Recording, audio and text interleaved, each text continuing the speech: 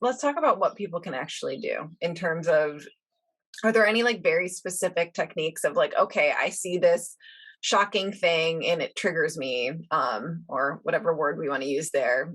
It Yeah. activates me.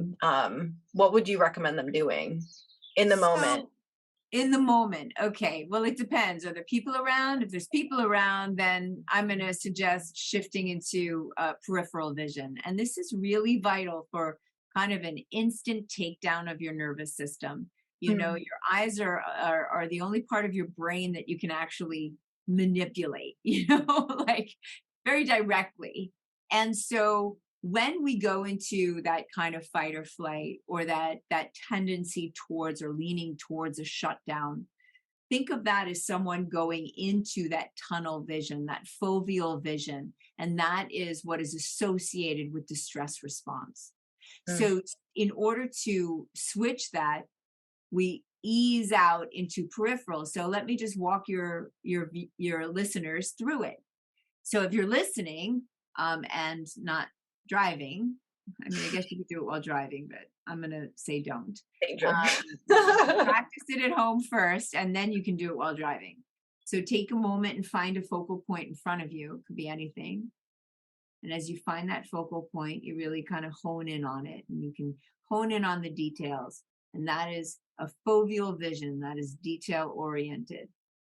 And what I want you to do without moving your eyes is to kind of expand your awareness of your space all around you, right? Shifting into peripheral vision so that you can kind of expand out and be a little bit more aware of all that space to the right and to the left of you.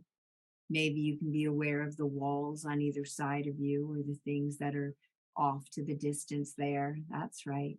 Expanding out almost as if you can be aware of all that space behind you. And just take a moment and allow yourself to just be aware of all that space.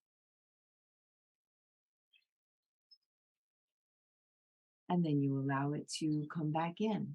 Now, just watching you, Sam, I can see when your shoulders drop, when your breathing shifts, when you kind of shift into that parasympathetic response, right? Because by shifting into the peripheral field, you shift out of that activated state and into the rest and digest state of being.